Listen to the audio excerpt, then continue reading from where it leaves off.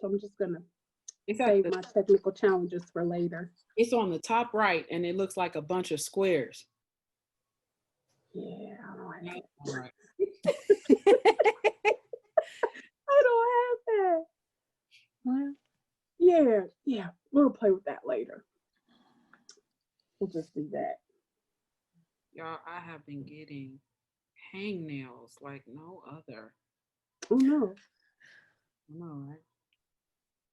Yeah, I don't know if it's the weather changing or what, but you know how you get like your skin around your nails, your cuticles and stuff starts peeling? Yeah. Mine's doing that. It's not fun. I took, because I usually wear nails, and I took them off, especially because of being in isolation. Mm-hmm. So I realized how much it had damaged my nails underneath. Oh wow. I'm repairing them and thinking about if I ever want to do that again. Part of me saying yes, but I want to let my real nails grow for a second. Oh, okay. Yeah, I was gonna ask you about that, like how you felt going back into getting them again. I know I'll try it for a while, and then when I take them off, I'm like, oh my god, my nails are so messed up. And then months pass, and I'm like, I want to get my nails done. Yep, that's me right now.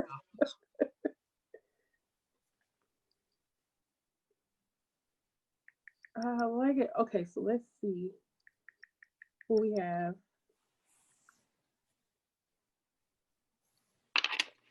You know what? I have, okay, so on my laptop, I can see everybody now. There we are. Oh, okay. All right, ChrisTiana. All right. ChrisTiana. Oh, so is Lauren joining the conversation as well? No, just everybody's here, but just the yeah. I'm unmuting.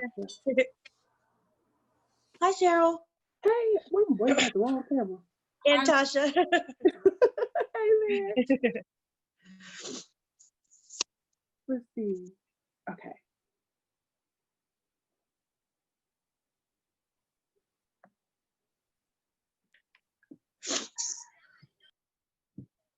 Hi, ChrisTiana. Hi.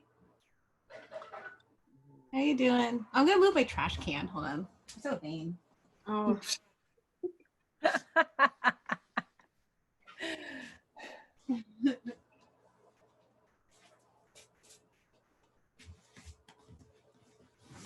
ChrisTiana, are you wearing a onesie? It's from Old Navy. It's supposed to be like for summertime, but it is a onesie. Well done. Well done.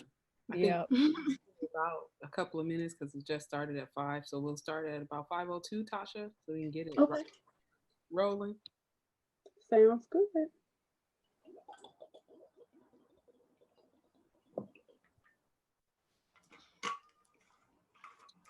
Should have put my phone on do not disturb first.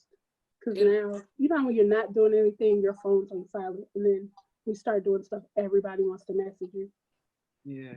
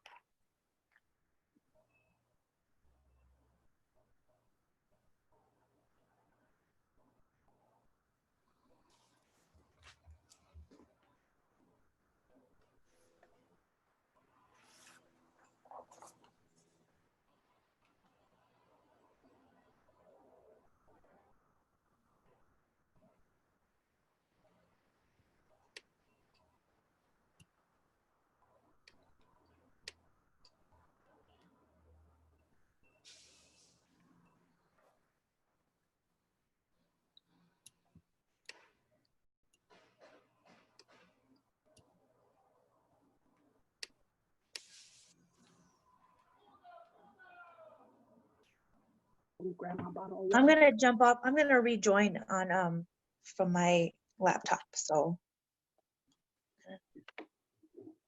Okay.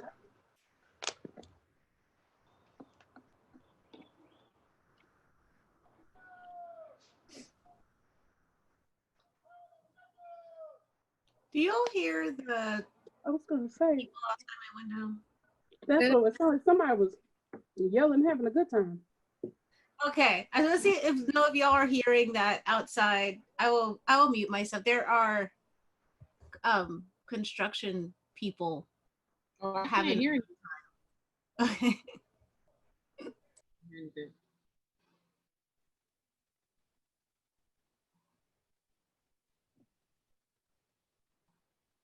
All right, let's get this thing started, shall we? Let me stop. All right, sounds good. All right, so how many people we have? We have 18 people on the line. I think 21 people signed up, so hopefully some people will join us as we get started. All right, what is up, everybody? Thank you for attending.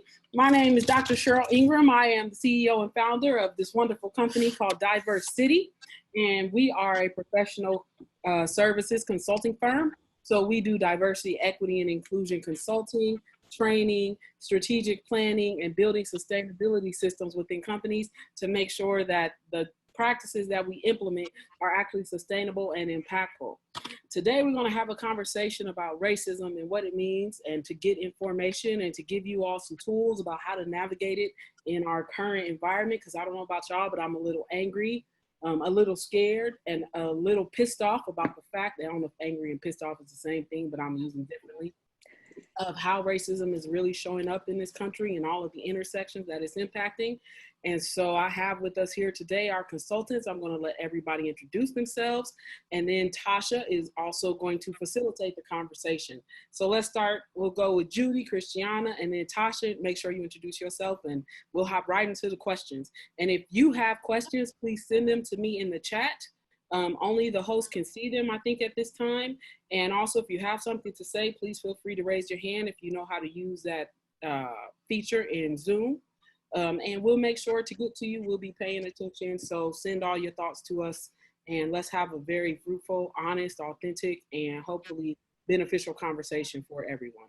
I also want to say, if there are any trolls in the room, please know that I won't hesitate to kick your ass out.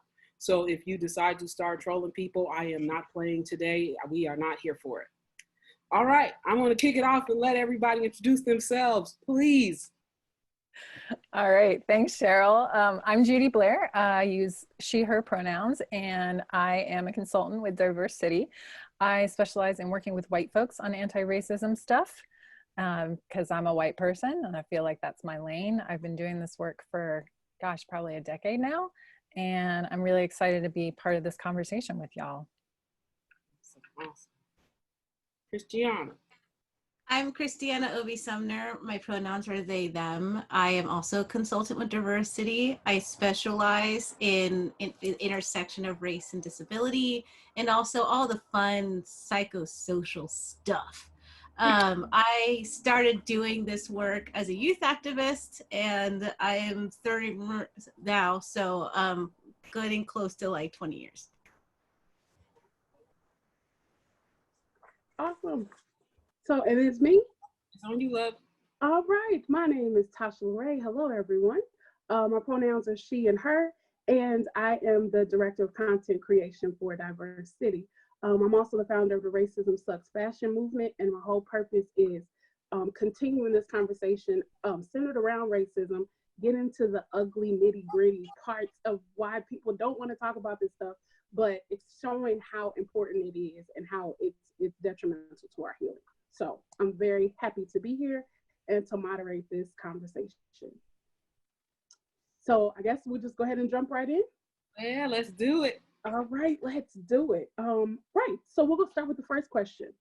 And I'll leave this one open to the floor, so anyone can answer this first one, and then I'll be more direct from there. How are you currently feeling about racism in our country? Yeah, and that's a heavy question to start. I want to be about saying that I'm gonna mute everybody and let the consultants go first. And if you have questions or thoughts, make sure you send them to me in the chat. But I'm gonna open the floor for consultants to answer the question first.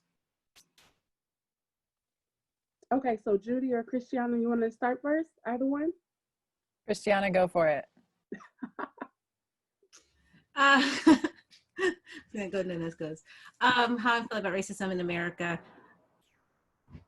I'm both disappointed and not surprised at the same time. I feel like a lot of the folks who say, "Oh, I can't believe this is happening," or "This is so outrageous," or like what's going on all of a sudden, I'm kind of like, where were you before? This was happening this whole time. And if anything, there are just more opportunities for us to see in the dark cracks and corners that used to be where all this dirt happened and voices were silenced and lives were lost and all of these different sorts of things. So I think like as we saw with like the Amy Coopers of the world, that there's so much racism that is not sort of this archetype of like the person in the pickup truck with the Confederate flag and the bald head and the tiki torch in the back seat. There are all different types of racism that spans, yes, even into the Democratic Party, even into liberal states, even into people who call themselves allies. And so I think that what's really frustrating for me is how do we then get folks to actually be authentic and honest and truthful about what they're saying, because it's not so much I'm seeing a lack of awareness or a lack of understanding or a lack of knowledge, but more so just a lack of empathy and a lack of actionable results in people's change in behavior and structures. Yes, exactly. Judy? Yeah, for real. I think I echo a lot of ChrisTiana's frustration and lack of surprise with what is happening. I am really glad that most people have a video camera in their pocket at this point, because I think that that is actually really helping bring to light a lot of things that folks of color have known are happening all the time already, right? And the frustration that I have is that our culture is not set up for people to learn from their mistakes and be humble and move on. Our culture is set up like, I'm an individual, I know what I'm doing, my freedom is the most important thing, my self-preservation is the most important thing. And I think that if we really work towards a more collective and connected way of being and a more open way of being, as far as like, oh, I did something wrong, I'm sorry, let me learn from that, right? We would be in a much better place than we are. And I don't know how to change that besides like talking to one person at a time. Yeah. I think I already told you how I feel about racism. I'm feeling very angry. I'm feeling also scared, and I'm feeling a bit exhausted. And I want to be intentional about stating that racism has not changed. It hasn't gotten worse. We've just been more accessible to it, right? And so cameras are catching it now. People are recording it now. And I think the reason that that's happening is partly because of technology and our awareness. And I think that is one, starting to wake people up. But I want to be intentional about the fact that some of y'all are awake, y'all ain't woke yet. We haven't gotten there, right? It's a shift. And I think that our society, especially the people who have never faced racism, are now starting to wake up, and those who perpetuate it more are starting to be seen, right? Because not only is it making us more aware, but it's also building a platform for the ignorant to speak very, very freely about very racist views. And so I want to be intentional about making sure that I point that out. And the fact that as a Black woman who lives in America, I'm feeling like I can never do enough, right? And so, I own 2 companies. And when I look at them both, this morning I woke up with a bit of anxiety because I was thinking, how am I going to make this stop? Right. And I think that there are many people who join this call today because y'all feel the same way. And so when I think about racism in America, it angers me, it frustrates me, and it confuses me in the sense that I'm like, what the fuck else could I be doing in order to change systems? And I just haven't figured that out yet, but I'm in the midst of it. You know what I'm saying? Mm-hmm. Absolutely. And that leads into the second question I have, which is, why is it that some people choose to ignore racism? And especially white people, like, just putting it out there. Why is that? Cheryl, I'll ask you first. Woo! All right, well, let's get it started. I think that a number of people choose to ignore racism for a number of reasons. One is because they don't think it exists, because they've never felt it, right? And I think that's part of the benefit of having privilege, especially the privilege of skin tone in our country. And so I think that people choose to ignore it because, one, they haven't experienced it. They don't think that it's real. To be very realistic, they don't really care because it's not affecting them in a negative way, right? And so when we think about populations who say, I don't think racism exists. It's like a person who has never seen the boogeyman or what's the name, Bigfoot or a Yeti, and a person who says that they have, right? And to make it very simplistic, if you haven't experienced it, then you don't understand it, and you probably don't think that it's real. And I also think that, not to go too much into it, because I'm sure other two consultants have something to say, there's a lot of fragility and guilt around it that puts people in a place of denial. And I'll pause there because I could go on for an hour and a half. Yes, Judy, you want to chime in there? Yeah, I think that folks, I don't know that folks, well, yes, white people do ignore racism. Let me just put that there. And we ignore it for a few different reasons. One, and these are in no particular order. One reason is that we didn't actually notice because, you know, like Cheryl was saying, we're not experiencing it. We're not seeing how it's landing, how it's impacting in the moment. And so we don't actually see it. Another reason is that we don't know how to talk about it.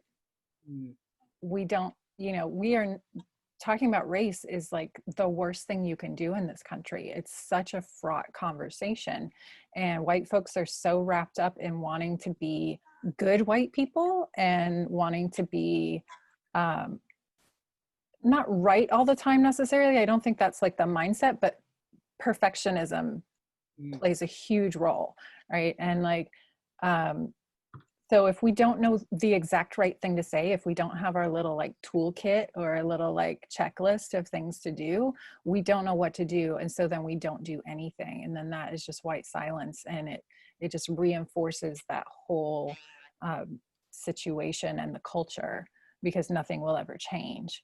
And so I think that those are the main reasons that I see people not actually doing or saying anything about racism in the moment, or even structurally or institutionally, you know, where they work in their organizations. They're not doing it because they don't know.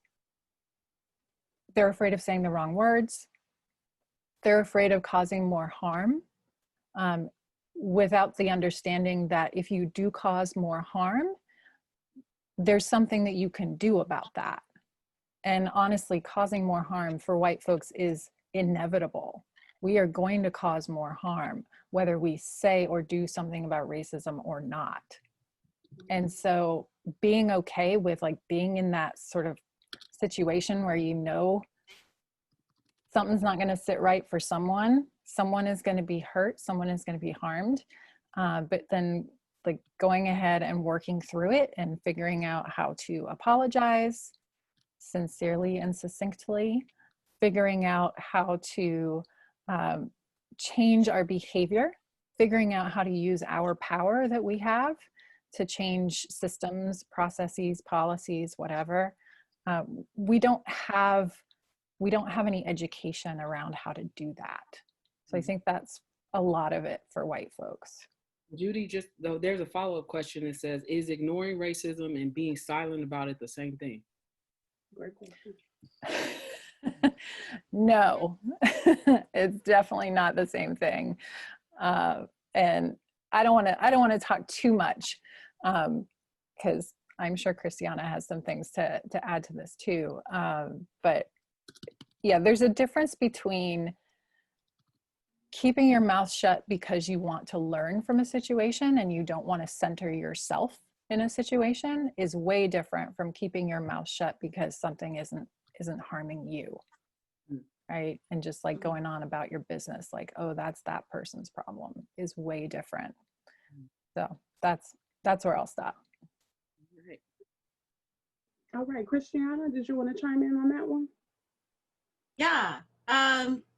Both of those things I think I want to kind of like jump off of both what Cheryl and Judy said. And so when Cheryl was talking about sort of like, if you haven't seen the Yeti, you don't understand it. And I think what's interesting is when I think about this question in particular, or any sort of like social equity thing that people have like this sort of fear or like hesitation towards leaning into. It makes me, I always think about our anxiety responses. So like hear me out about this, because we have these survival responses in our brain that, like, say if you saw Godzilla or the Yeti going down the street, your first instinct is going to be, oh my goodness, there's a Yeti going down the street. And so my body needs to do something, some sort of action to keep myself safe. The thing, to Judy's point about the sort of archetype of white folks being a good white person, is instead of it being a Yeti going down the street, the survival response becomes, what if this person sees me as a racist? If it is expected of me within, say, the social construction of professionalism to also care about social justice or social equity, to be a white ally, to follow, say, my company's inclusion strategies or diversity strategies, if that doesn't truly resonate with me, this person may be a threat. The situation may be a threat. Someone trying to bring up my accountability or onus in a situation can be a threat. And I think, to that follow-up question, there are people who have this sort of survival response, I think, that comes in both when they are ignoring it and both when they are just not in touch with it. Because I think, just like, you know, they talk about in other sort of, you know, these sort of survival situations, there are a lot of things, you know, we're talking about implicit bias, that's talking about your unconscious or your subconscious. And so that happens like really, really, really fast. And then us thinking about these things happen really slow. And they've happened after all those subconscious or implicit processes have happened. And I think that's the problem, is that people don't want to go into their subconscious because it's uncomfortable. It makes them think about themselves in a way that may not truly resonate with how they've storied themselves or how they see themselves as an identity. And it also can be a social threat or a political threat or a cultural threat, especially if you're somewhere like Seattle, where you're supposed to be socially just if you're a white person, or else you're bad. There's this very binary idea of like, oh, well, that can't possibly be me. I can't possibly be someone who's done an inequitable thing, because look at, I've read the Robin DiAngelo book. And then it becomes this issue where, you know, you have to get someone to actually, you know, have this sort of radical acceptance that we as humans are just messy. There's messiness to equity work. There are people who are not white who still have issues about, you know, what that relationship with race and all the stereotypes of race look like. Doja Cat. I think that there are pieces of this that if you really want to help, perhaps, I've been trying to think if we can get folks to see that piece, like that this is, and it's not just a abstract thing that's happening to us, it's something that is emanating from our being and all of our being. And it's intersectional and it's messy and it's complicated, then I think that maybe we can get somewhere. But right now, I think, especially in moments where tensions are high and, you know, conversations are more frequent, people get more into that protective mode, because someone like me walking in, or Cheryl or Tasha or even Judy walking in as a DEI consultant, we're going to come and talk about racism, and they're like, oh no, here's the Yeti coming in. And so they're going to impact my social standing. And if these people out me, or I don't say the right things, then you know, all this whole train of horribleness can happen. So I mean, I have a tendency, as you will see perhaps throughout this thing, to see almost everything in sort of this meta psychological way. But I really do think that I really do think that a lot of it is just that they see this as a threat, because it is. But you know what? I think that what I'll end with is that what it truly means to undo the work of equity is to have empathy. And so even if you just have a small level of empathy, you should feel existential threat, because you know what? I feel an existential threat every single day. I'm sitting here in my house and I haven't really left since March, and I still feel threatened.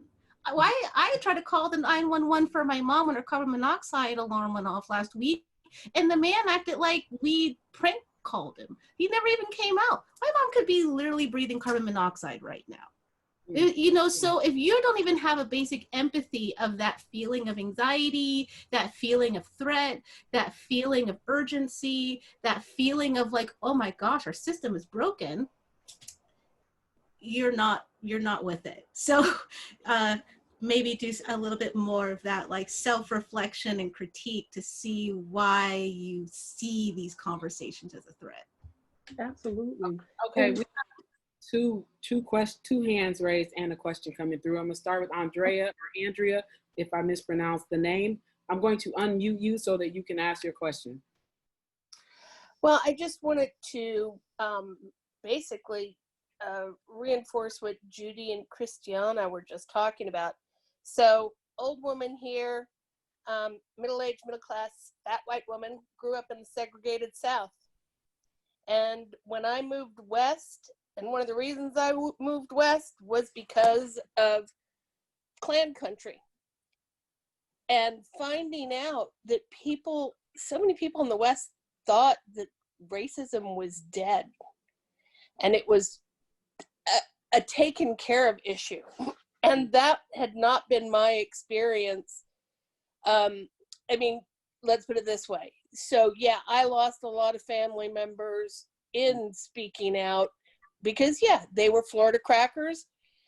And yeah, plantation owner in Havana, Cuba. So Andrea, do you have a question or something? Yep, I do. The point is, where I was going, thank you, was that a lot of people didn't even realize what it means to be white. So one of the best resources I've seen, and actually after yesterday I went back to, was the list of, it's a Google Doc that's just a list of what it means to be privileged. And I reckon it's very much the same way that, again, when I grew up, I didn't know anybody who was gay. So gay marriage was not something that ever crossed my mind. And the idea that two people who loved each other couldn't get married if they were the same sex was never a rights thing to me, because it was not part of the worldview that I grew up with. So I think, like, just talking about what privilege is and what does it mean to have privilege because of your skin color is honestly one of the most effective tools I've seen to address that in a large scale way. Okay. All right, thank you. Yeah. Kamiko, or Kamiko, is that your name? I'm going to unmute you because I see that you have a question. Yes, yes, it's not Kamiko. Hi, how you doing? I want to preface this really, really quick because there was an episode of Insecure that aired this past Sunday where, yeah, okay, so you know where I'm going. Well, you know, Molly's dating the Asian, and they had this thing where his brother was like basically telling her that racism was a problem for her because she was choosing to let it be a problem. And she retorted, it's really interesting because, you know, you're only a person of color, you're only Asian when it benefits you, because any other time you're talking about, you know, you're operating from the white identified proximity to whiteness that a lot of Asians enjoy, right? So here's what happened to me today. I had an Indian person call me Aunt Jemima because I said to him that he had no right to center himself in a narrative in which he felt comfortable circulating all of the, you know, the videos of what happened to this brother in Minneapolis. I was like, first off, it's tragedy porn. I have a huge problem with it on a multitude of levels, but it was just the idea that by his definition, his politics are progressive. He, you know, he's very, very liberal, yet still got so upset at me for speaking out as my identity and experience as a Black woman in this country. He felt comfortable calling me Aunt Jemima. Like, I took a screen cap of it because I've been called lots of things in my past, like before. Aunt Jemima was a new one. I mean, a new one to me. So the question that I have is, I know we talk a lot about, you know, the contributions that white people make to white supremacy, and we certainly should not overlook those.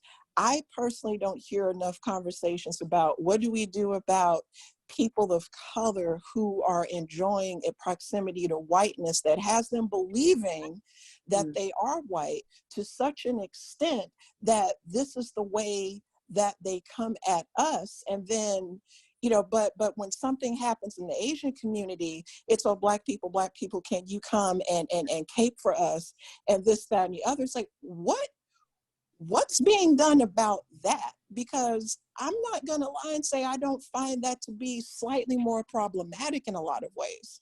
Mm. So I want to make sure that that we understand what exactly the question is. So the question is, when you have people of color who are benefiting, for example, in spaces of whiteness, how do we navigate when that shows up at a time when oppression might be impacting us different? Racial oppression is impacting us differently. Is that accurate? Yes, Okay. yes, very accurate. Thank you. I'm gonna open the floor to ChrisTiana and Judy first, and then I'll give my opinion. Anything? I feel like this is way out of my lane, so I'm gonna leave this to y'all. I go, ChrisTiana, I saw you on mute. Go for it. Hey, Kamiko. I will say, I think there's like this, there's two things that I hear in this. I think that there is internalized like racism and upholding white majoritarian superiority, or whatever you want to call it. And then there's also anti-blackness, which I think in itself is a thing. So I think one of the biggest issues that I've seen in talking about racism is that we lose the like nuances of things. And I think anti-blackness is one of those nuances that we see come out all the time. We see anti-blackness in Black communities. We see anti-blackness in non-Black communities of color. We see anti-blackness in everywhere. It's something that underlies everything. And so like when I hear someone call someone else Aunt Jemima, that is a very specific to me anti-Black thing. And I think that there could be multiple things happening. And I mean, what's difficult about that is that I think that the equity, the fight for equity is a multi-front and multi-pronged war. And unfortunately, this is another front to the war of racism. And I think in a lot of ways its own battle as well, because I really truly think that we can get to be, I truly believe, to me, that it's such a separate sort of violence that is connected, related, but not the same, that we could get to a society where we may not, you know, in a theoretical world, of course, we may not be as racist, but we could still be totally anti-Black.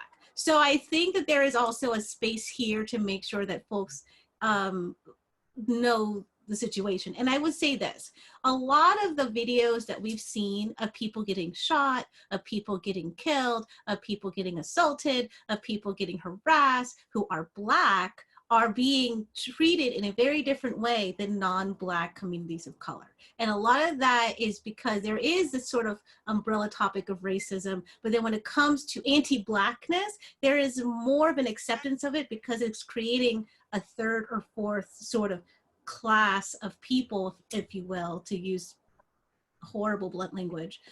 So I think that that's always something that I worry about, is not to lose that anti-Blackness is a thing. And that a lot of the conversations that are happening right now is not just about racism, it's about anti-Blackness.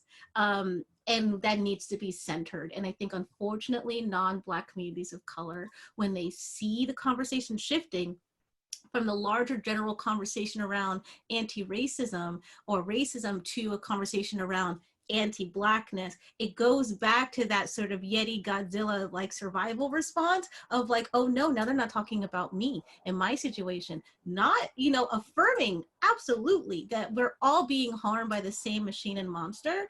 And we also should not be decentering or disaffirming people who are being targeted by the monster in a different way, in a stronger way, or in a way that is more insidious, or whatever it is. I think what's really important is to see all the different ways that the monster, the machine, is trying to kill us, and not try to fight for who is being killed by the monster stronger, which is what I see a lot. Yeah. I'll say a couple of things, and I want to preface this because part of my conversation here is about your mental health if you are indeed Black and experiencing anti-Blackness as well as racism. I think that there's one thing that we always have to remember, and that's one, meet people where they are, and two, know when to leave their asses there, right? Because I think that we all have oppressions, and our oppressions are not the same, and some of them are, right? They tend to come from the same institutions. And when we think about racism, we often put it in the space of institutional racism, and we don't think about individual racism and between the interactions that occur between one another that perpetuate these systems that institutions have created, right? And so I think that it's important in the question that you asked is when you experience something like that, how you correct someone. And there's a lot of choices that you can make in that space. There's a choice to be empathetic. There's a choice to be non-tolerant at all. And I think that you have to understand where you are situationally and who you're talking to and whether or not they're going to receive that message that you give to them, right? Because one of the platinum rules that we have is know when to walk away. Now, I want to be clear and preface the fact that I agree that Asians are people of color face discrimination based on race differently and disproportionately in the United States.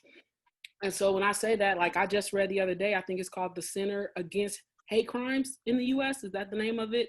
They produced a report that showed that since 2016, hate crimes against Asian Americans have risen 50% in the United States, right? Or Asians, not just Asian Americans, if you don't consider yourself in that ethnicity. And so I want to be clear about the fact that we get that you experience racism, but I am going to echo what ChrisTiana said about the hierarchy that's been created when it comes to our blues, right? And I think that we've been programmed, to go back earlier to what Judy said, to believe in this zero tolerance that if I support you, it's going to hurt my equity or it's going to hurt my inclusion and the outcome that I have in my rights. And we have to somehow figure out how to get people out of that space to understand that there's more power in fighting it collectively, but we don't get to do that if you don't understand that your blues is not like mine. And I guess I'll leave it there to continue the conversation, because we have one more question, and it is from Paris. Paris says, are there ways that you all have success getting groups to land on a common definition of harm, violence, and how to reconcile when harm is done, specifically on a systemic or institutional scale?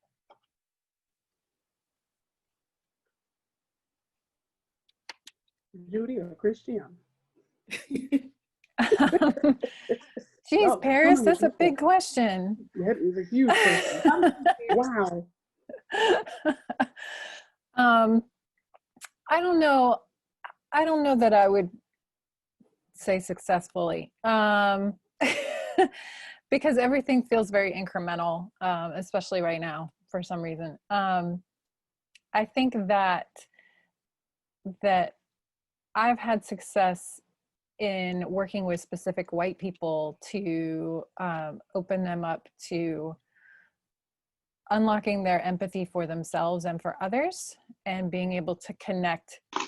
Like once they're able to connect that not only are they human, which often is like a blocked thing for white folks, like recognizing our own humanity is a major issue. love it. But also like making sure that we're opening up our empathy and understanding of opening up and understanding other people's humanity, right? Like the people who are being harmed are people and not just some like statistic or some like amorphous group of beings that we don't really know. And I think one of the ways that I've seen success with folks is like really getting white people in particular to understand how to access that empathy piece. And because we know what it means to be hurt, we understand hurt and harm for ourselves. It just, the transference of that understanding is the problem. And so once we're able to transfer that understanding and work from that place, and work from a place of wanting to do better and wanting to make sure that other people are not being harmed, that is where people start to push back on policies and procedures in their workplace that are throwing up barriers to people of color, or that are just plain unfair, or, you know, have these standards of, like ChrisTiana mentioned before, professionalism, that are based on nothing at all except for like white people who wear suits. Like, so I think really for me, all of this work comes down to relationship and empathy. And once folks are able to access that and build authentic relationships with each other, then the understanding of harm and violence and systemic and institutional harm and violence can blossom from there. ChrisTiana, did you want to touch on that as well? Yeah, it is a very, very big question. And I think like the first thing I would say is to give you my definition of success, which doesn't mean that it's happened while I was still with the people, but planting a seed. I always say sometimes I plant a seed and sometimes I give people seeds, and sometimes I tell people where they can go and buy seeds when they're ready. All that matters is that they know that there's a seed. That seed has to be planted and cultivated, and it has to be done over the course of their life. And that denotes not only knowledge, but turning that knowledge into wisdom, into praxis, and into action, and then to maintenance. And you have to continue to do that. There's always going to be some sort of threat. You might have a random frost overnight. You might have some sort of pest that comes in and tries to kill the plant from the equity seed. There's a lot of different sort of metaphors you can go into this with the seed. But I think what I've seen successfully is that you first have to get folks, like Judy said, to have relationship and empathy. But I think even just down to the basic empathy, that people have to see people as people. And I don't think they do. Like, I think about the New York City park situation and the people who are upset about it. And yeah, people are upset that this person weaponized her whiteness and had a full knowledge of systems, by the way. Full knowledge of the ecosystem of inequity, how to weaponize it, her positionality in it, and a critical consciousness of how this can work. And you know what people were the most upset about? The dog. Now here's the thing. I'm an animal lover. I love dogs. As a matter of fact, I'm over here trying to figure out how to get a dog. I would want to make sure that my dog is taken care of. All dogs are taken care of. And what that tells me as a Black person is that if I was in that situation, that my life is worth less than a dog. So if we have these sort of if these are the implicit biases that we have, you want to talk about the unconscious bias training. If these are the unconscious biases that we have, that we don't even see Black lives at the same level of importance as a dog, then I think that we have a much deeper issue around people actually having empathy in a way that is just relating that these people are people. They're humans, just like you, just like me, just like all of us. And I think what's really hard is I'm in this really interesting generation where I grew up with people saying, well, we're all one race, the human race. And, you know, racism is dead and we just need to move forward. And if you keep bringing it up, then that's your problem. You're just playing the race card. And, you know, this land is your land, this land is my land, all of that kind of stuff. And I think, unfortunately, especially me growing up in Philadelphia at the turn of the 21st century, we started to see right away with 9/11 that xenophobia and racism was there all the time. You don't just break out into that. And especially living in that area, it was so strong because everyone knew someone who was impacted by the World Trade Center. I think it also says a lot with this current pandemic, me especially being in the middle of these, you know, the 9/11 sort of situation, that we have exponentially have a death toll higher than 9/11. And yes, those deaths that, you know, that were lost, you know, September 11, 2001 will always be something that stays in our hearts. And we just hit 100,000 death mark today in our country alone. We're pushing 400,000 globally. And I feel like at the beginning of the pandemic, when we didn't know what was going on and everyone was just kind of flailing, then everyone really took things like social distancing seriously. And then the data started coming out about the racial disparities and everyone was like, oh, we're fine. because they don't see us as human. They see us as like, oh, well, this is just collateral damage. It's fine. Shoot, send the Haitians back if that's who's getting all the COVID-19. We don't need them here. And that is the problem. I think that before we can I don't know if we are at a space where the basic assumption is that they see us. And when I say they, I'm not just talking about race. I'm talking about too, like I'm disabled and Black. So like if I go to the hospital, I have double jeopardy. On top of that, I'm a femme, I look young. It's like, it's a whole wrap. And I think this is kind of the situation in general with privileged identities that don't have to think about every single day. It took me like an hour to be able to get ready just to show up on camera because of my hair, because of how I'm looking, because of spoons, because of energy, because of all these things. And then I'm gonna get off of this call and I'm gonna have to go take care of my chronic illness because that is what happens. But that sort of extra energy is also what is leading to disparity. So I would say to Paris that, long story short, I think that the way that you get folks to see and have a shared language and shared horizon of understanding around harm and violence is that they first have to see that they can harm and be violent towards us, that it's not just collateral damage, that we are not just abstract beings, that we're not just a data point, that we're not just a community of individuals that deserve it or should have complied or should just stop drinking or should just eat better, that there are these larger ecosystems that, you know, like people like Amy Cooper are well aware of, that are being used for genocide and violence and harm.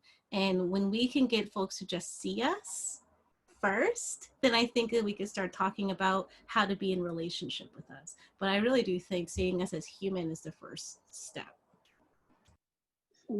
I'll add an additional context. I think that we get into this space where we need collective definitions. And when I think about equity, I think that we need to stop trying to build one definition that fits everybody. Right. And so my recommendation is that when you talk about harm, there could be a shared definition of harm, but that needs to be broken down intersectionally into the impact and what that means. Right. So if you're in a space, for example, Parrish wrote back and said that they are doing collective bargaining right now and fighting with leadership about empowerment and equity. Right. And so one of the things that I think is important is that if you have a definition for what harm means, and then you're going to have to break that down into subcategories for the identities that you're bargaining and fighting for and how harm shows up for them. Because I don't think that a collective definition of harm works for us all. I think that will get us back into a space of saying that we're all equal when we're not, right? Equity. You need equity in order to get to equality. And what equity means is that you are looking at the things that people need and giving them those tools and those resources in order to get them to a space of equality. And equality is usually measured on the basis of privilege. So when you think about what does it mean to be equal, what we're looking at is who's treated well, who's treated the best based on the certain identities or categories that we have. And so I think it's important for us to get out of this space of wanting collective definitions that work for us all, because we've been there for too long and that's still not working. Understood. I want to go back really quick to, there's a comment that Judy had made earlier when we were talking about why some people feel uncomfortable talking about race. Especially, she had mentioned being afraid that they would cause more harm than good. My question is there a safe way to talk about racism? Is there really a safe space, a safe way to talk about this where your insecurities can come out? Because basically, or not even, I'm sorry, not your insecurities, but your, what's the word I'm looking for? It still starts with an I. Ignorance, there we go. Your ignorance, where it can come out safely and it can be dealt with. Because if you don't get it out and you don't let that stuff out, then you can't fix it.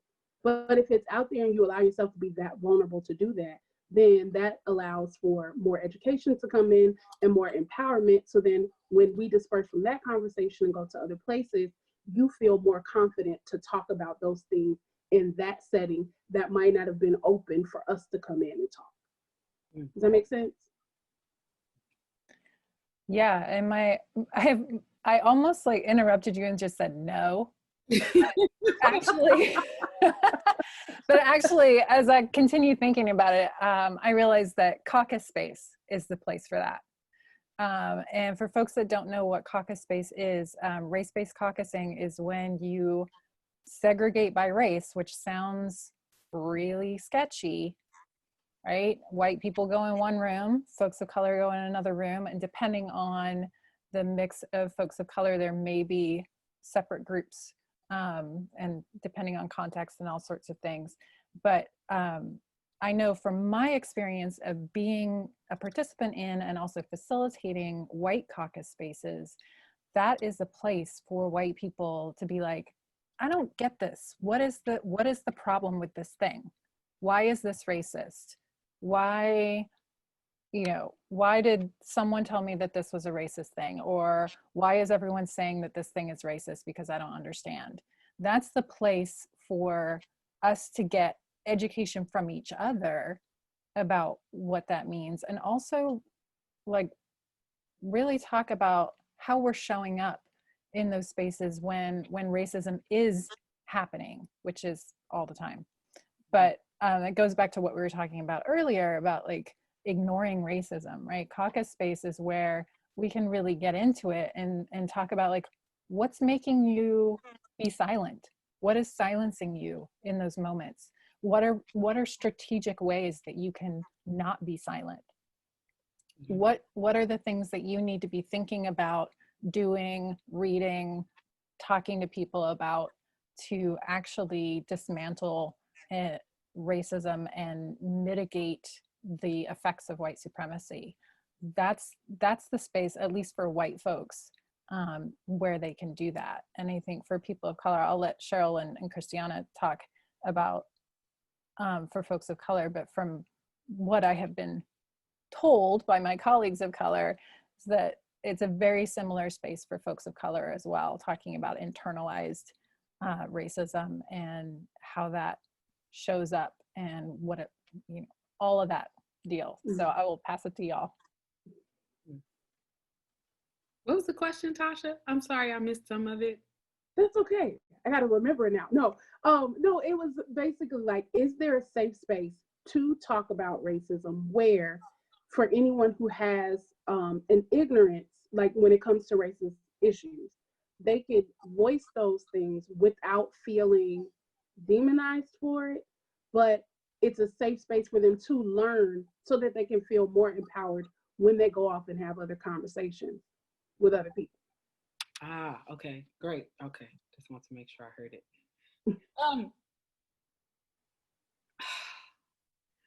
There's a couple of things here that I want to say. The first is when you are looking for a space to seek education, that it is not a person, and y'all will hear me not necessarily use the term people of color.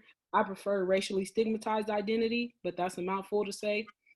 But I think that when you talk to people about racism and you want education, first you got to stop making it the responsibility of the victims to educate you, right? It is not their responsibility to do that. You have got to be, we live in the most accessible time of our generation and other generations. And so you can go find the resources that you need. There first has to be a willingness to seek those out.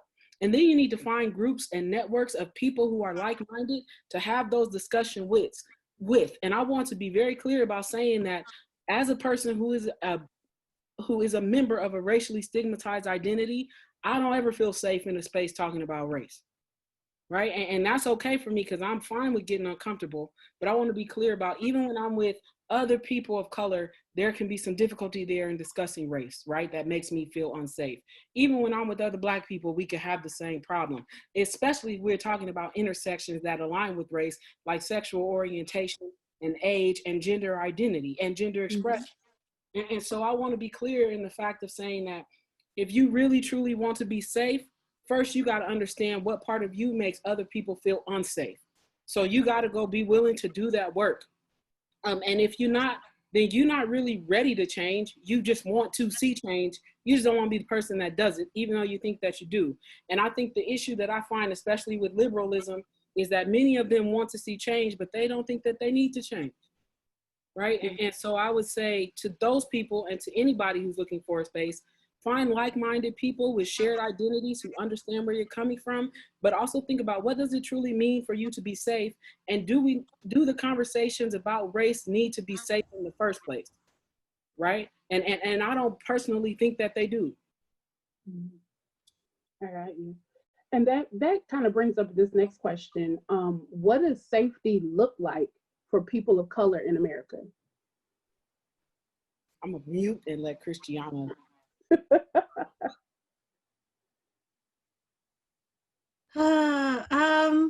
I just will say really quick on the last question around how people can talk about racism, because I think it feeds in. If someone is feeling as though they are being attacked or they are being demonized, or they are in this conversation of learning that it's difficult to have the conversation with, I will say, of course, sure, this is a very gray area comment, but I do think going back to that sort of psychosocial space, that is an effect, and you can't take the effect and make it the cause. Right. So it's important for you to also do that sort of self-examination. If you consistently have conversations around race, especially if you are someone who don't have to think about it very often, and you are noticing that each time you're having a conversation about race, you feel attacked, I think it's important then to go back and think about like that survival response thing. Because that, there's a lot of different sort of things that I can share about myself that are privileges of mine, that if I'm having a conversation about it, there can be these feelings of anxiety that come up in my body.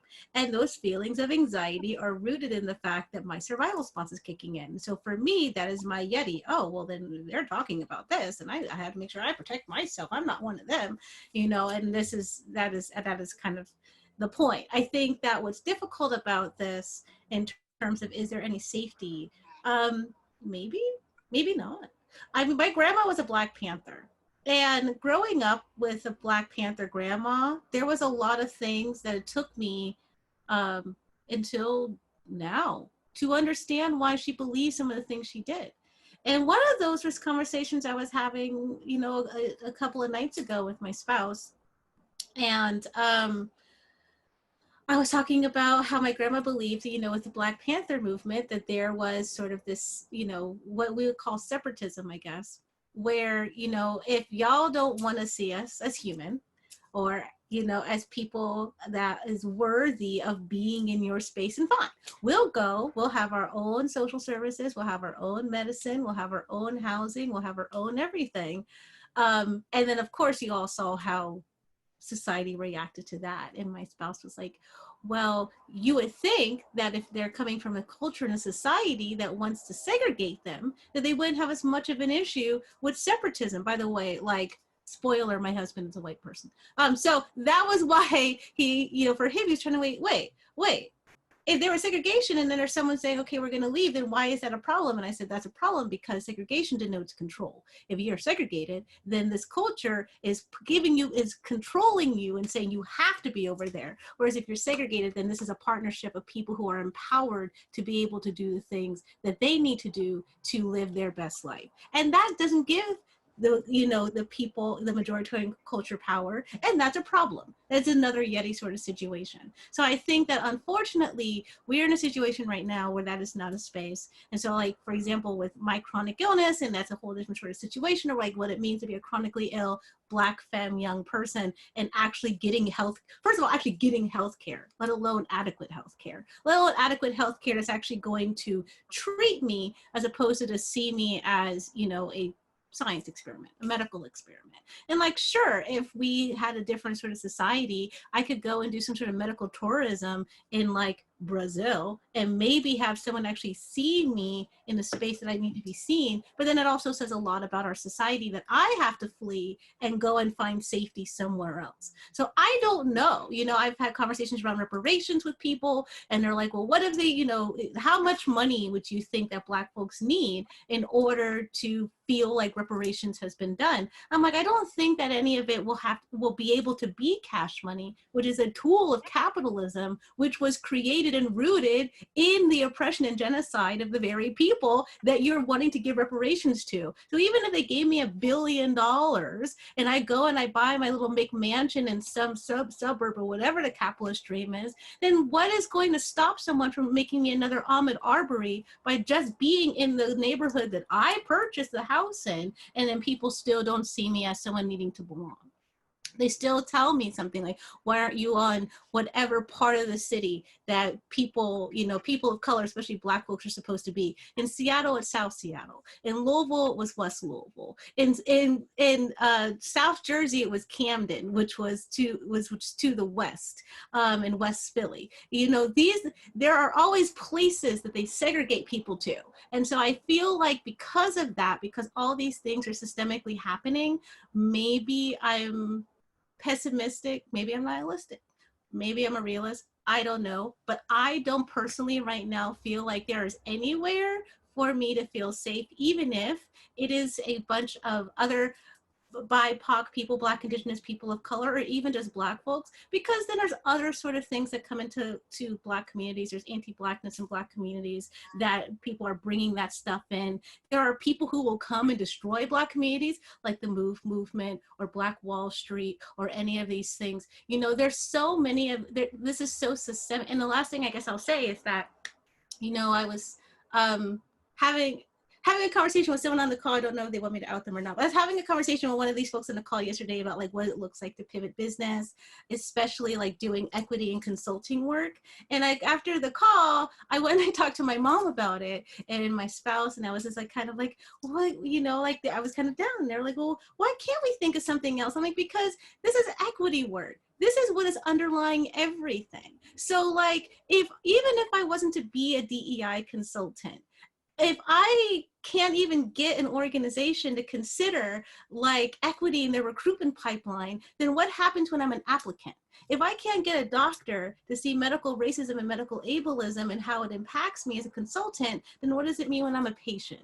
If I am someone who can't even get first responders to see, you know, the impacts of police brutality on the Black community and the lack of trust and rapport, then how am I supposed to be able to call 911 when my house is on fire, or I do have a medical emergency, or my mom's carbon monoxide alarm goes off? There's all of these different sorts of things. It's really difficult for me to really feel like there is anywhere that's safe. And I feel like if you are hearing this and you're not outraged by that, because this is part of like when I talk about the empathy, like even just on the smallest amount of empathy, if you're not feeling like the existential fear and dread that I know that I feel every day, I perceive and I track that other BIPOC, especially Black folks, feel every single day, that this could be the day I die. I can go out and get my mail right now and have someone roll up and call themselves a vigilante and shoot me because it's happened. And, you know, I could be asleep in my bed and get shot for nothing because it's happened. You know, these are things, there's not really a place for me to feel safe. So I think that, you know, to what other folks have been saying, I think also relying on folks like us, even in our consulting capacity, to hold you to such an extent that you're not just having these conversations on your own. You're not thinking about this. You're not thinking about this with your friends. You're not thinking about this in the media that you consume, in the conversations that you're having or that you are allowing to have happen while you're in presence of that, the policies that you have in your institutions or in your city or in your state, or who you vote for, you know, things like this whole blue no matter who sort of situation. If you're not really taking time to really critically see how to at least have some foundational safety, even for these Constitution people who are like, oh, well, we're all supposed to have life, liberty, and the pursuit of happiness. Where? Help us to actually be able to address it. Yeah, I'll stop there before I get on too much of a soapbox. I appreciate that you said that. And I think it's important to create a space right now to remind people that there's a difference between feeling unsafe and feeling uncomfortable, right? So some of y'all are like, where can I go to a space where I feel safe? When of course that should be a question. And safety is around whether or not you actually feel direct harm or indirect harm in a space based on what kind of information or interaction you are receiving, right? Now, being uncomfortable means that you get into a space where you're just feeling like, oh shit, I didn't really know that. I didn't understand that. I had no idea, and maybe I'm to blame. That's not unsafety. That is uncomfortableness, right? And you should be in that space. If you're a person who's an ally and you're talking about race, you should always be uncomfortable. And I'll add, because someone asked the question, Lauren asked the question, and I think it's a really powerful question about how do I fight this monster, especially as an ally and a soon-to-be parent of a daughter who is going to be a racial minority. And so Lauren's question is like, how do I show up to be an ally? How do I fight this monster? I'm donating money to different causes, and it just still feels like I'm not doing enough. So I guess now that we're in the last 28 minutes, let's start to have some conversation about tools. Like, what tools or recommendations do you have for Lauren in her current position?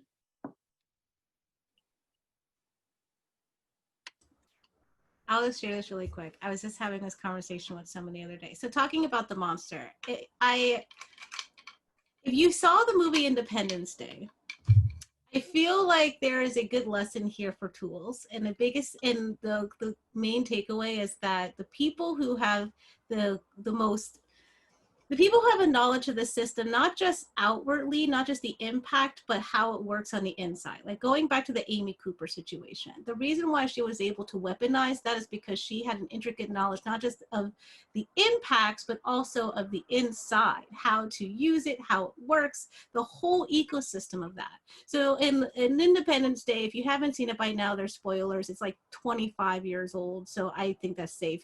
There's these big alien ships that come. People are like, let's just nuke it. That doesn't work. People say, well, let's just shoot at it. That doesn't work. So then they have the people who, the Will Smith character and the Jeff Goldblum character, who I kind of see as people in my work as like the equity consultants who are taking the time to really try to learn the system, know how to get in, develop something, some sort of tool that you're going to get inside of it, and this tool's going to blow it up from the inside, and we're going to get this done. And even with all that work and all that wisdom and all of that preparation and all that design, it still didn't work out in the end. The only person who was able to actually be able to take down the mothership was the person with the most intimate knowledge, because this person was abducted by the aliens. He knew exactly where to go. He knew exactly where the soft points was, and he was able to go and bring it down. I think what's important about this is in the tools of it, that there's going to be a lot of people who have bits of the answer, but there's going to be people who have a more intimate understanding of the inner workings of the monster, and they're the ones who are going to know how to actually bring down the mothership. They're the people, if you watch Attack on Titan, that know that you have to go for the nape of the neck. No other part of it is going to actually bring down the Titans. You have to go for the nape of the neck, and it's only people who've actually been Titans or have interacted with Titans or know how it works on the inside. So to bring it to, if it's too many metaphors, if you are in a space where you're an ally, you are learning about this, you also have positionality where you know the inner workings. Not just, me spending all of these years reading all of these books. There's only so much information I'm ever going to be able to know, because I'm never going to be able to get inside of the monster. I'm not allowed. The monster kills me. It is toxic to me. I am dying. I can't breathe. You have, I'm assuming if you're saying you're an ally and you're white and you're in this space, or anyone who has that sort of proximity to move inside of that monster, those are the folks who are going to know the cracks in the foundation to use to preface Audre Lorde that the master's tools never to dismantle the master's house.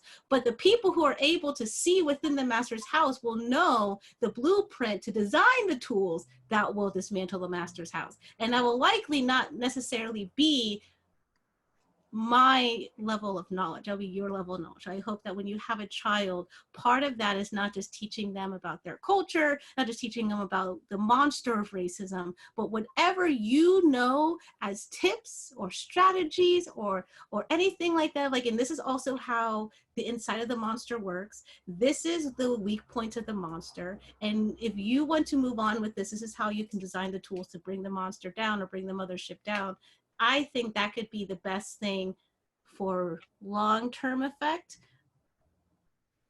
I think short-term effect is a lot more difficult because we really, really want to see change right away.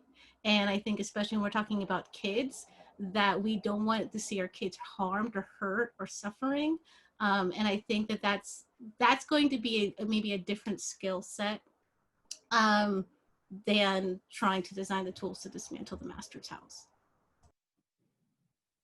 I like that metaphor.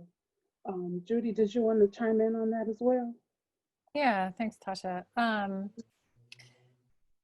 There's a lot to be said about how white folks can dismantle white supremacy culture, and that it's our duty to do so. We are the ones who hold the keys. We are inside the monster and won't be killed by it necessarily.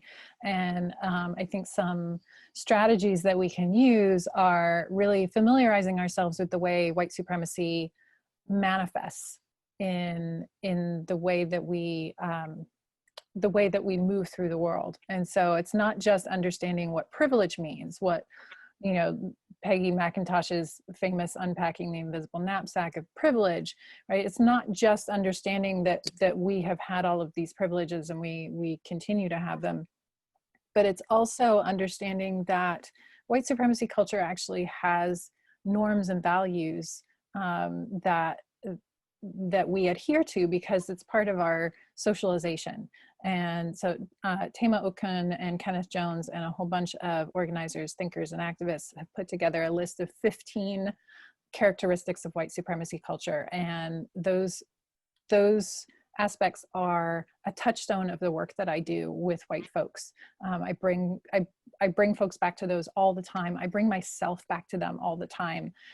Just interrogating, am I thinking this way because I have been trained to think in an either or fashion? Is there some way that I can break this false dichotomy, or is it a real dichotomy, right? Are there ways that I can undermine perfectionism? Are there ways that I can disrupt power hoarding within organizations and really examine where I have power? One of the things that I talk to folks a lot about is risk and power, and evaluating the power that you have at your job. Whatever your job is, if you're a white person, you have more power than a person of color in that same job.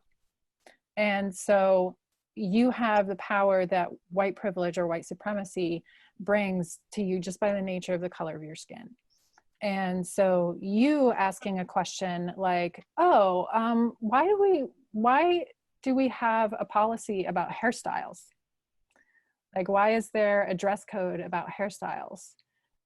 A white person asking that question is way safer than a person of color asking that same question, right? So assessing the risk that you're running realistically, like, okay, someone might not like you for a minute, right?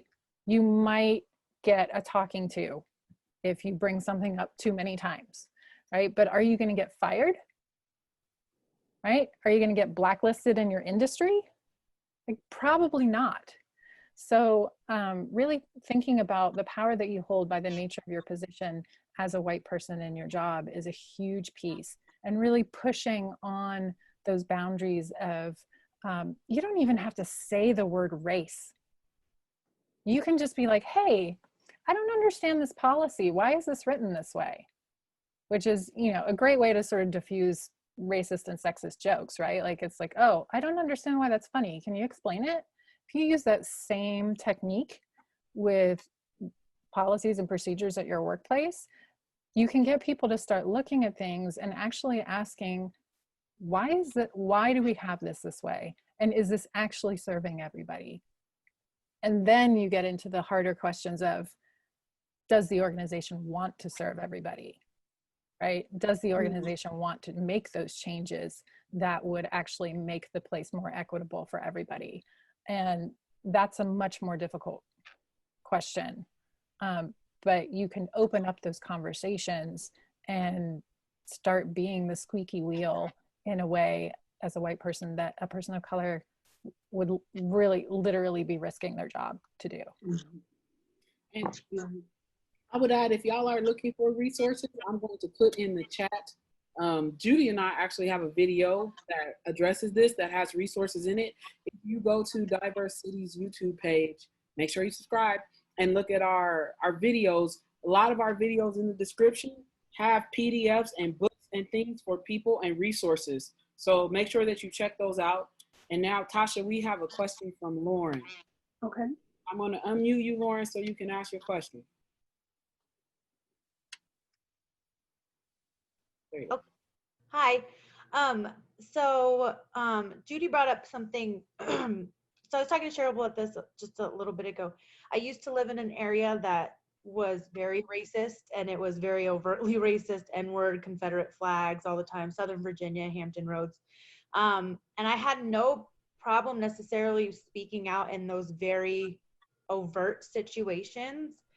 It's the at work that Judy just kind of mentioned, but also now that I live in Albuquerque, where I don't have as many overt, I mean, across the street, my neighbor has a Blue Lives Matter flag, but you know, we live here. So, and that's honestly the most overt thing I've seen, which is pretty overt, but I mean, like, I don't hear it in the bars. I don't hear it, like, white people don't scare me in the bars here, like they did in Southern Virginia. So, to me, it's like when I see those things at work, I feel like I'm not articulate enough to combat them. Like somebody said they didn't get a job because they weren't a token, and just set me into a blind rage. And what I ended up saying was something like, yeah, let's do the reverse racism thing because that exists, and roll my eyes and get angry.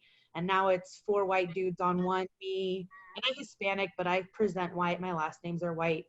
I fully embrace that privilege. I'm not going to get fired.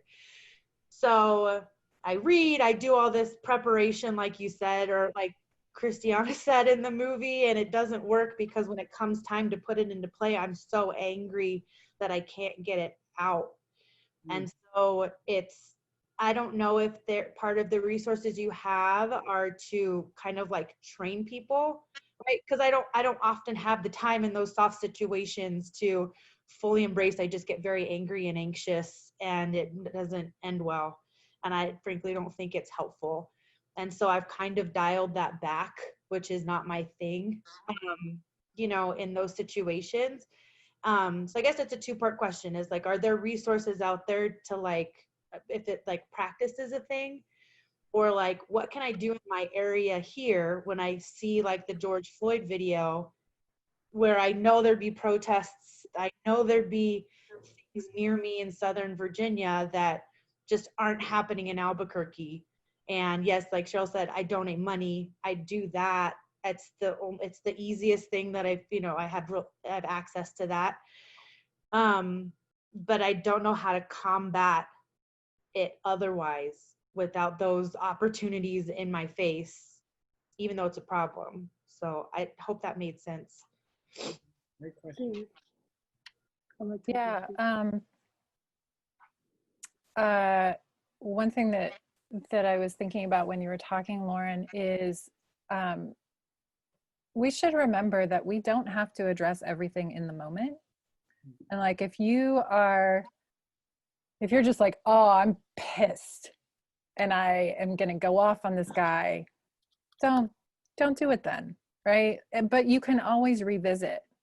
And I think that's a thing that we often forget, is even if it feels awkward to revisit, you can do it. Like, feeling awkward is not the worst thing in the world.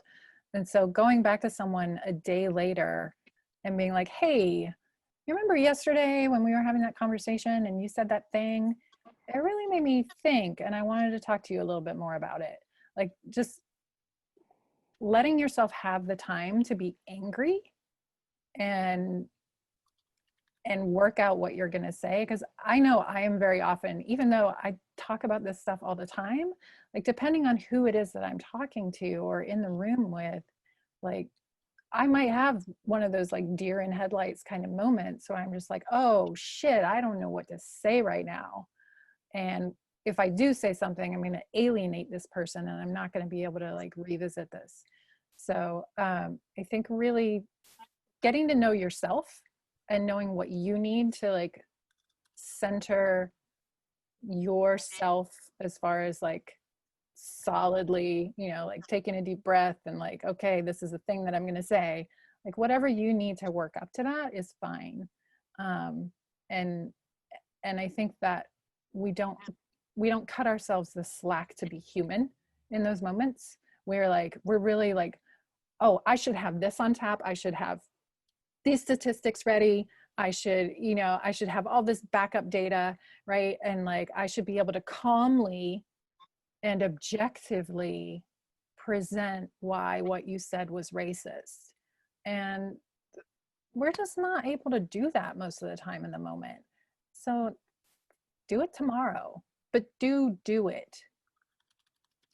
Yeah. And I would say, remember that practice makes progression, right?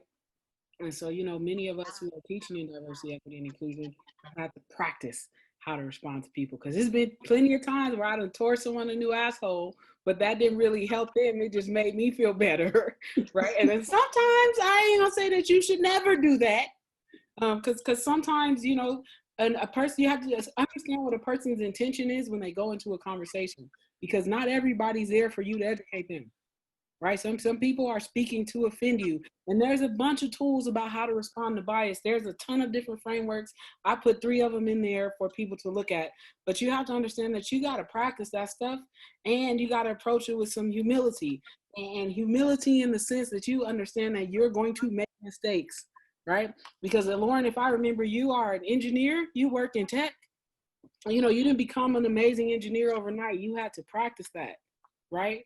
And so whatever, I saw her look in the sky. Maybe you was born with that kid.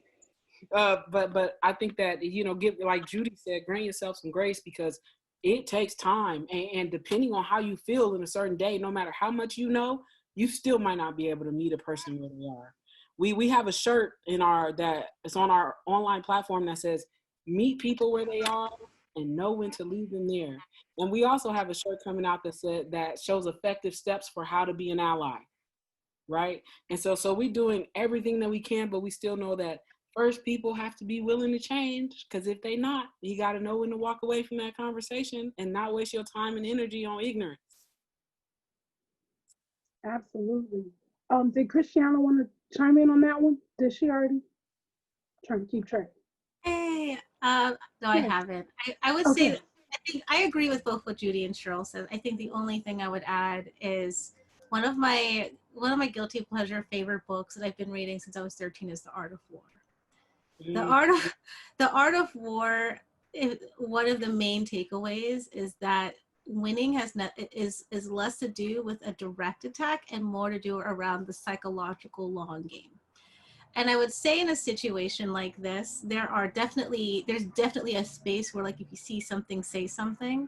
And I think that that's important, but that actually may not be the best strategy for bringing equity in the situation. So, like, let's say this person is saying, oh, I must not have gotten that promotion because I'm not a diversity hire. Well, if it's a peer, there is a see something, say something element, but perhaps that peer is also a supervisor. So if that person is also a supervisor and they're saying that to you, then my first thought is, then what are they doing as a supervisor? And then my strategy would become more around, we talked earlier about disrupting or addressing harm.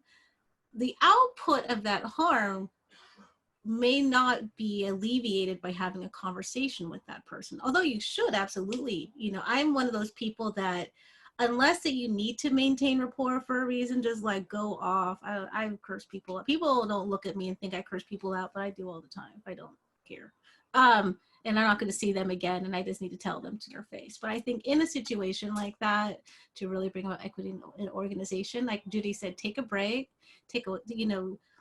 sometimes, you know, if you take a restorative justice approach, you don't talk to the aggressor right away. You talk to the person who was harmed first. You get that perspective, and then you make a strategy. So there's pieces of this that I also just want to.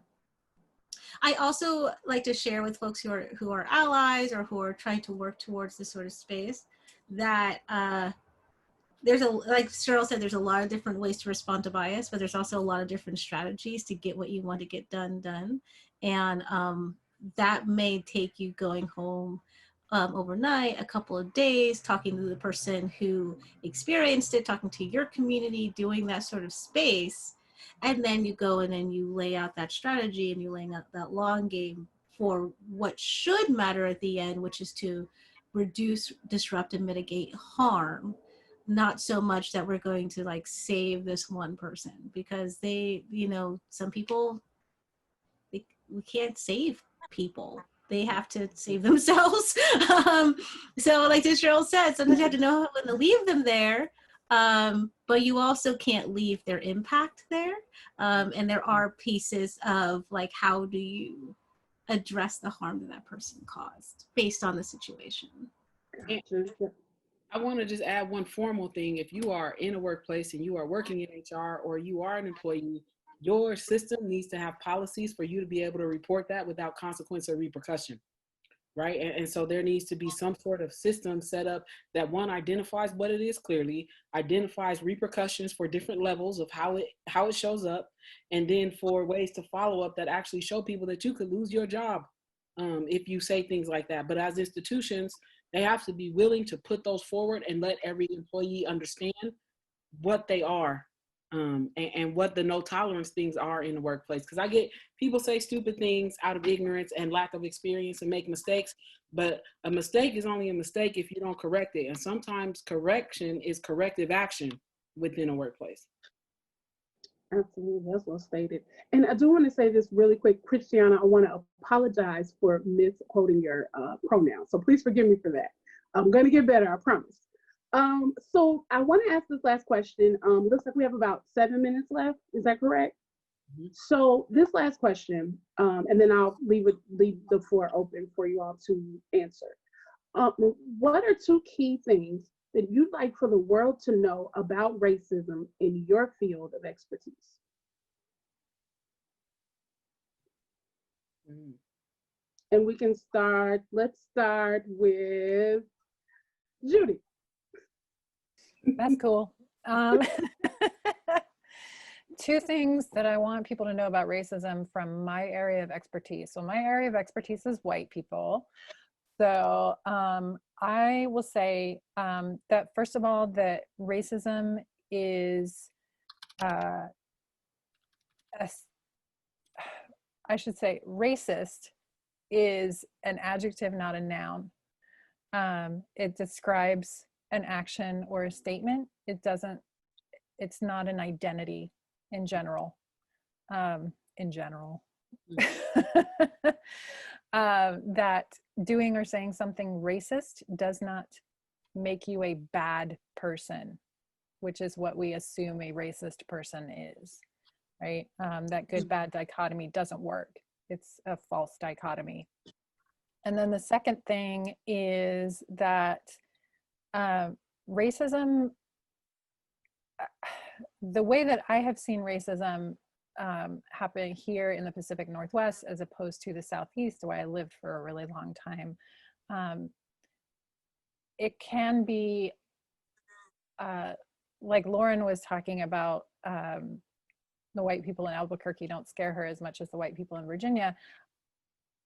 I'm not sure that I would feel particularly safe around white people who seem like they're not racist, because that experience of like waiting for the other shoe to drop, for the Amy Cooper incident to happen, for the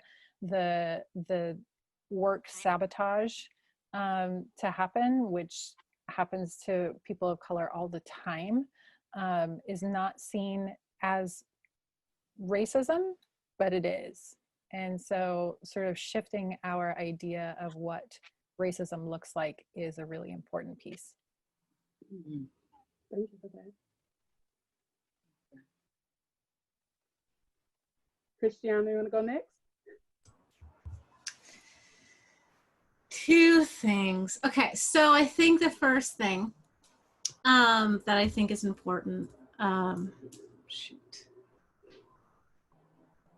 think the first thing that's important for folks to think about, and this is the 7th state I've lived in. So I'm trying to think of things that I've seen happen across all 7 states, not just in the Pacific Northwest. One of those things is there's this sort of inequity paradox, is what I've been calling it. And it's essentially when people will acknowledge or affirm that inequity is happening, but they don't take any accountability or ownership of it. So I've seen this, especially as a consultant, for example, where I will go and I will do a assessment, equity assessment. We'll cross-tabulate it with demographics. We will see, say, a third, if they're lucky, a third of the organization, or say a people of color, but by conditions people of color. They will say they're experiencing racism. The other 2/3 will say, yes, we affirm that and we believe them. These people are experiencing racism. I say, okay, then what are y'all gonna do for accountability? Like, oh, well, it's not me. Like, yeah, maybe that department over there, but it's not me. Like, I'm the good one. You know, I go to the trainings, but it's no, I affirm it, but I don't think I'm the one that really needs to focus on it. And you know, the thing is that the other 2/3 of the organization, everyone is doing that. So even though you may think you're the only one thinking this, I'm telling you from a 30,000 foot overview, everyone is doing it. And because everyone thinks that they're not the one, no one is doing anything. So I think the most important thing is to address the inequity paradox. If you're hearing that folks are having experiences of inequity in your organization, take it personally, because it is very likely that you are contributing to it, either actively or passively, or you're being neutral in a situation. I think the second thing I would say is that the biggest concern I have about racism or anti-Blackness or any of these different sorts of things is that we very rarely see it in an intersectional context. I think there's also an issue with the word intersectionality, that it has been co-opted to a space where I think it's lost its saltiness. It's lost its original meaning, which was supposed to be like the compounding effects of marginalization or oppressed identity, is specifically Black women in a manufacturing, I believe. It was a Ford plant in the 80s, and was not able to get work because of that sort of compounding effect. And so that is something that happens. So when you're talking about, say, let's just say anti-Blackness, when you're talking about that and you're in an anti-racism space, or a space that's trying to be anti-racist, and someone like me walks in and I say, let's talk about deprioritization of disabled Black folks and racial impacts in COVID-19, don't then say, oh, well, we're talking about race right now. Maybe you should go to the disability space to talk about that, because I'm talking about race. Because the issue is, when I go to the disability space, they tell me that they're not talking about race, they're talking about disability, but they know dang well with the inequity paradox, if it came down to me and another disabled person, and everything was pretty much on the same level, except for the fact that I'm a Black disabled person and they're a white disabled person, and we both need to get care, I am going to be making the assumption, based on his history and statistics, that I'm not going to be the one chosen. And because of that, I think it's important for people to see this intersectionally. When I lived in Kentucky, and especially in South Jersey, there was a lot of white folks that says, well, I didn't experience white privilege because I was poor, and poor whites have a different experience. Well, you know what? I was also poor. So when you're saying that to me, I'm saying, well, we have a shared experience of being poor. The only difference here is that I'm also Black, which is not something that you had to think about in your poverty. So when I had to go with my mom to the food stamp office, and a white poor person had to go with their mom to the food stamp office, there were two totally different experiences and stereotypes of what that looked like. And because of that, that is the privilege of whiteness, even though you're poor. So I think seeing these sort of intersectional pieces to that, and starting to really get a grasp into that ecosystem of things, I think can really help the movement in a really, really big way. I'll say two very quick things, because I know we're a little over and I want to respect everybody's time, and open it up for other people to share tools if they have it. But first, I'll start with the individual. I think that there's two things. If you are tend to be an oppressor of racism and you tend to perpetuate it, then you need to do some radical transformation to understand your position in the world and how that impacts people who are not in your position when it comes to racial identities. And I also think for people who are the victim of racism, whether it's directly impacted or transgenerational, there's a lot of healing that we have to do. And I think one of the things that is important to note is that when you are working to heal from something that continuously harms you, that can become a long ass journey. So understand your capacity, your bandwidth, and when and where to show up for yourself, as well as what it means to show up and support other people. Because remember, and I say it first, you got to put your oxygen mask on first, right?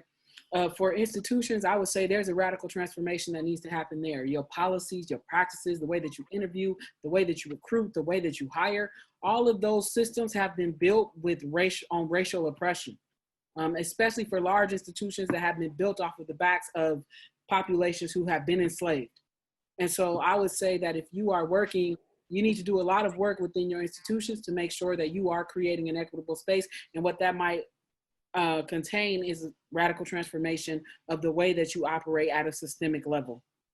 And also, I know that there's someone on the phone who is a writer who would like to offer their, that would want to share your stories and experiences. So I am going to open up the mic for Rebecca to share. And then if anybody else has additional resources to share, please raise your hand or put them in the chat. And we're going to go for about another 3 minutes.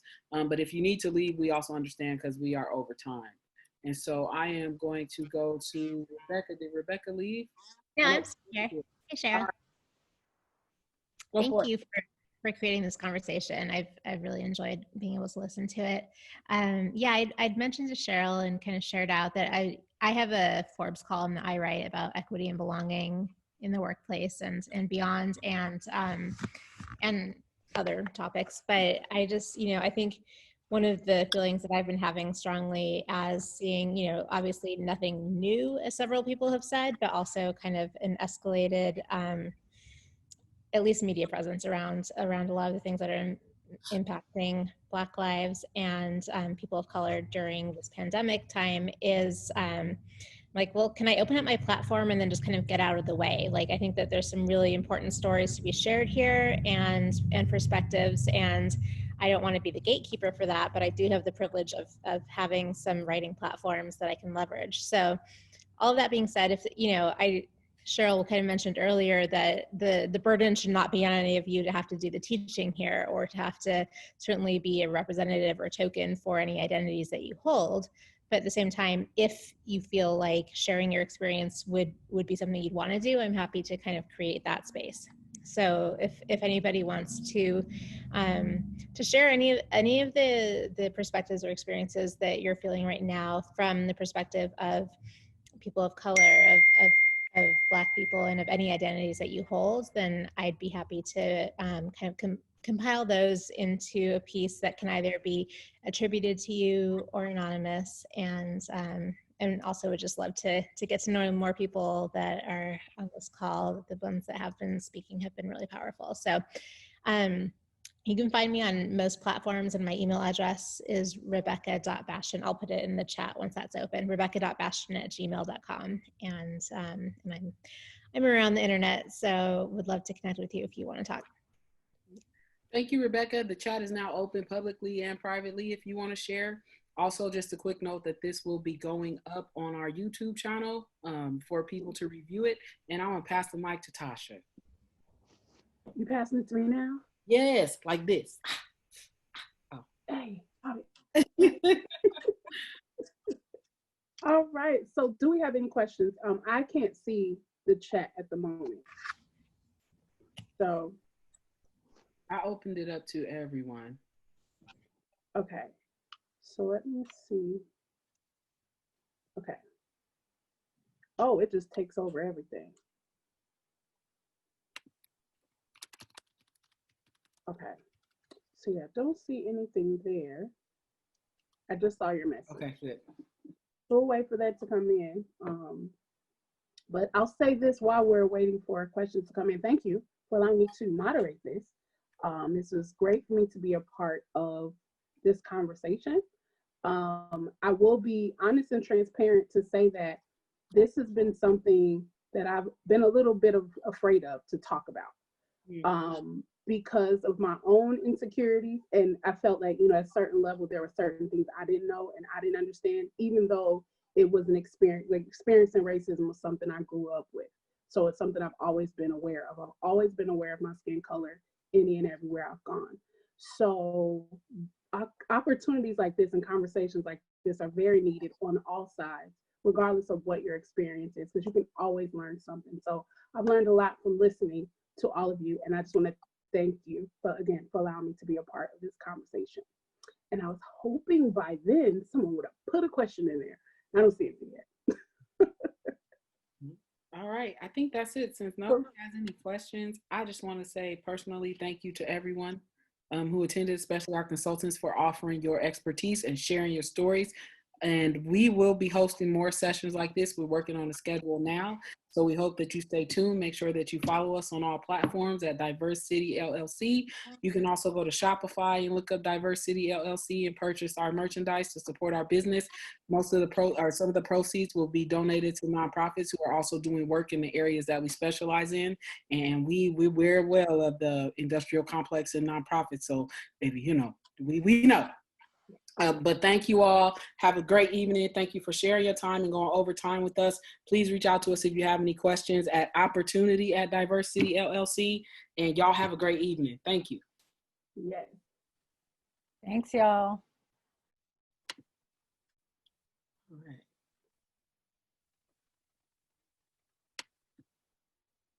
Okay, wait, do we just leave then? Yep, I'm ending it for everybody. Oh, okay.